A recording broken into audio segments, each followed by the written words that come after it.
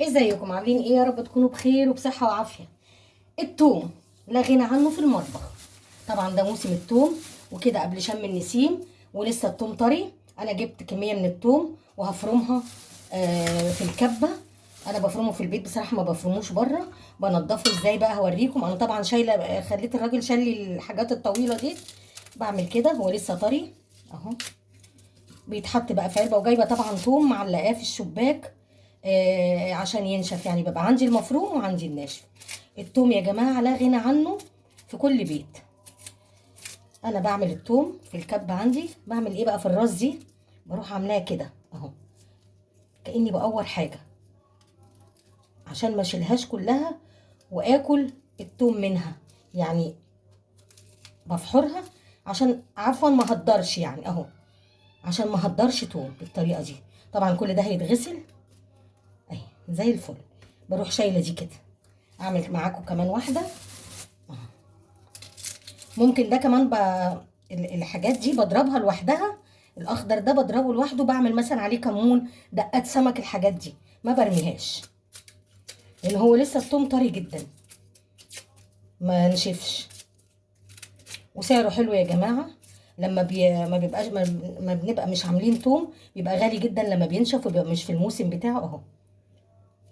افحرها كده، اطلع اللي فيها طينه دي عشان لو قصيتها من النص ههدر. انا مش عايزه اهدر اهو.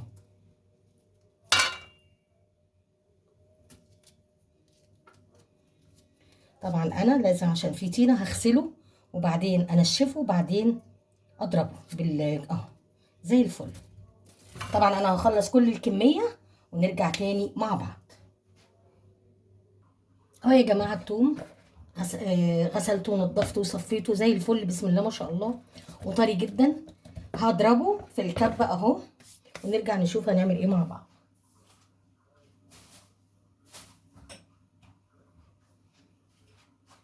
بسم الله. اقطع كده.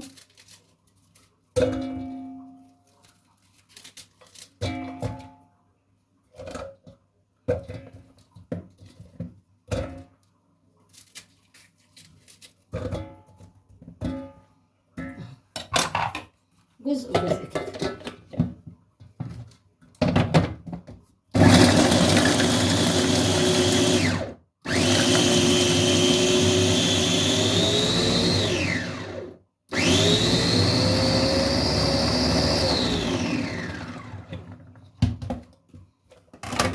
يا جماعه التوم اهو. ممكن لو عايزاه انعم من كده، معلش عفوا اجيب معلقه. لو عايزاه انعم من كده نضرب تاني اهو. ممكن انعم كمان شويه. ياخدش وقت الا في تنظيفه بس.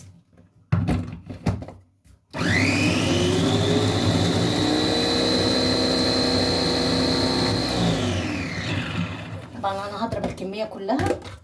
ناعم جدا.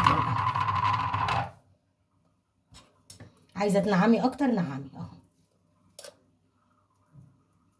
حلو قوي في الاستعمال. تحطيه في الفريزر، تقسميه اكياس، تقسميه قطع صغيره اللي انت عايزاه، في علبه، في اكياس اهو.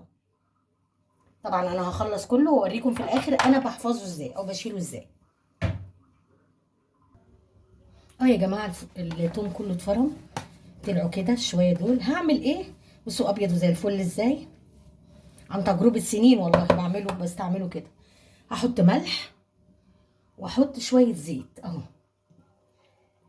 بس كده. ما بكترش كمان في الملح عشان انتي بتطبخي بتملح، بس دي حاجه تحفظه شويه.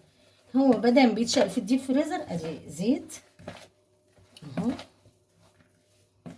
ومعلقتين معلقتين وشويه ملح بس فقط.